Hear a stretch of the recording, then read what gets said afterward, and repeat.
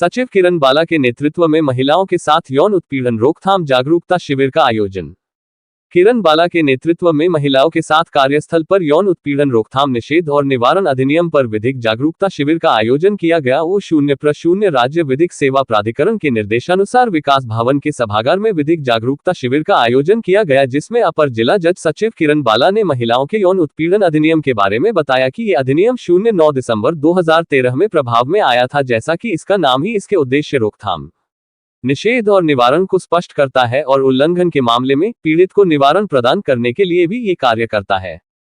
उन्होंने महिलाओं की सुरक्षा के लिए कानूनों और दिशा निर्देशों, कार्यस्थल पर यौन उत्पीड़न के विभिन्न शारीरिक, मौखिक और गैर मौखिक रूपों, विभिन्न समितियों और उनकी भूमिकाओं, शिकायतों की जांच और जांच रिपोर्टों पर प्रकाश डाला। उन्होंने बताया कि जिस महिला के साथ कार्यस्थल पर यौन उत्पीड़न हुआ है वह जिला स्तर, विभाग स्तर पर गठित समिति के समक्ष उपस्थित होकर लिखित रूप से शिकायत कर सकती है। यदि पीड़ित शिकायत दर्ज करने की मानसिक स्थिति में नहीं है तो उसके रिश्तेदार या मित्र, उसके विशेष शिक्षक, उसके मनोचिकित्सक, मनोवैज्ञानिक, उसके संरक्षक या ऐसा कोई भी व्यक्ति जो उसकी देखभाल कर रहे हैं वह भी शिकायत कर सकते हैं। उन्होंने कार्यस्थल पर महिलाओं द्वारा यौन उत्पीड़न को रोकने और रोकने के लिए अपनाए जा सकने वाले विभिन्न तरीकों का सुझाव देकर प्रतिभागियों को सशक्त बनाया।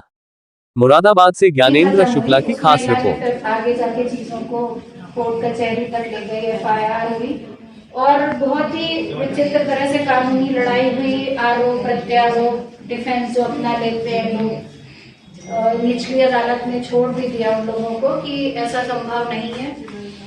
हमारा जो एक्ट है उससे जुड़ी एक चीज है कि क्योंकि वो महिला एक ऑफिशियल ड्यूटी कर रही थी, स्वयं किसी काम से नहीं गई थी, वो किसी एजेंसी की तरफ से या सरकार के प्रोग्राम के लिए ही आगे बढ़ रही थी, इसीलिए वो रोकने गई थी कि बाल विवाह अवैध है। या तो सरकार ने ये कहते हुए हाथ पीछे की ऑफिशियल ड्यूटी नहीं कर रही थी, वो जगह कोई कार्यालय नहीं था, तुम्हारा खेत था, हमारी उसमें कोई जिम्मेदारी नहीं बनती है, उसको काम से भी निकाल दिया गया। इतना दुर्भाग्यपूर्ण है कि अगर हम सभी यहाँ बहुत लोग काम कर रहे हैं, इसीलिए यहाँ बैठे हैं, किसी संस्था में काम करें और संस्था किसी ना वजह से हमसे हाथ खींच ले कि नहीं ये कैपेसिटी तो हमारी जिम्मेदारी नहीं है, आपका अपना देखिए समझिए।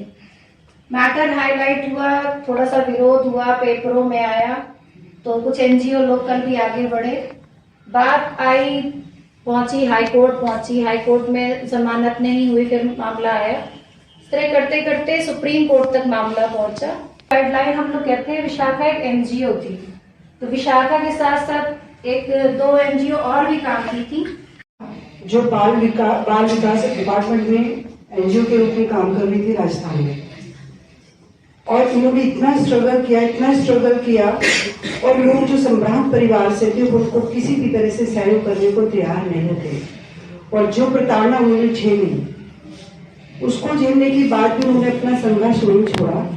और जो NGOs काम कर रहे थे निष्पक्ष रूप से, उन्होंने सबने इकट्ठा होकर एक PIL डाली सुप्रीम कोर्ट में कि जो महिला स्ट्रगल करते करते इस मुकाम तक पहुंच गई और उसको न्याय नहीं मिला और सुधार भी कुछ नहीं हुआ, अल्टीमेटली जिस मूड को छेड़ रही थी, बच्चों की शादी है, जैसे मैडम ने बताया 1 साल की बच्ची की कोई शादी होती है, उसे पता ही नहीं है। तो जो अत्याचार हो रहे थे उनको रोकने के लिए प्रयास कर रही थी। जब 1997 में विशाखा जो NGO थी, और बहुत सारी NGO आ गई और फर्स्ट NGO का विशाखा का था, उसी के साथ और भी NGOs थी। तो सुप्रीम कोर्ट ने कॉग्निजेंस लिया PIL पर और कॉग्निजेंस लेकर एक गाइडलाइन दी। कहाँ गाइडलाइन दी कि जहां महिलाएं वर्क कर रही हैं उनका क्या है, ये एक राइट है, मौलिक अधिकार है। उनका मूल अधिकार क्या है? वो मूल अधिकार वो है जहां वो काम करेंगी जो काम दे रहा है, जहां वर्क प्लेस पे वो काम कर रही हैं। जैसे कि मैडम ने बताया, सरकारी गैर सरकारी सभी हैं, उसमें किसी को उन्होंने छोड़ा नहीं है। क्योंकि 97 में गाइडलाइन आई, क्लियर नहीं थी क्या करना क्या नहीं करना है। डिपार्टमेंट में सबके पास थी गाइडलाइंस। 1997 के बाद ये अवेयरनेस के प्रोग्राम चले, फिर भी दिक्कतें आ रही थी, तो उन्होंने कहा नहीं, एक एक्ट बना दिया जाए। और सुप्रीम कोर्ट ने कहा कि हर ये स्टेट की ड्यूटी है कि वो की कानून बनाए। इसी गाइडलाइन में था विशाखा की, और कानून बनाकर हर महिला को अवेयर करे उसके अधिकार से, मौलिक अधिकार से।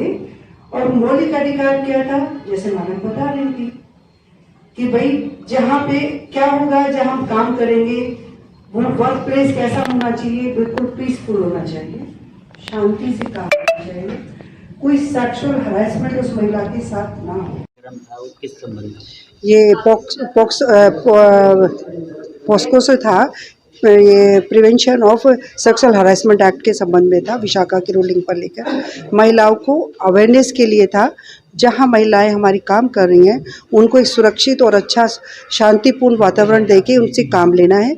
अगर उनके विरुद्ध कोई कार्रवाई होती है या कोई सेक्सुअल हरासमेंट किया जाता है फिजिकली, मेंटली और फाइनेंशियली अनड्यू तरह से, तो उनके लिए एक ऑप्शन दिया है कि वो अपनी इंटरनल कमेटी, एक विभाग एक कमेटी बनाएगा जो ICC होगी, इंटरनल कंप्लेंट कमेटी होगी, वो कंप्लेंट करेगी वहाँ पे और उसका निस्तारण कंप्लेंट कमेटी करेगी और उसको इजी गोइंग उसको करेगी और उसको डिस्क्लोज भी नहीं करेगी, ना उस महिला का नाम डिस्क्लोज करेगी कमेटी और ना उस रिपोर्ट को डिस्क्लोज करेगी, वो सार्वजनिक नहीं होगी, वो विभागीय मामला होगा और जो उसका मैटर जो उसको वही उसी लेवल पर वो निपटाने का प्रयास करेगी। और कुल मिला के ये कि उसका हर विभाग की ड्यूटी है कि वो माहौल को शांतिपूर्ण रखे जहाँ महिलाएं काम कर रही हैं। Thank you so much.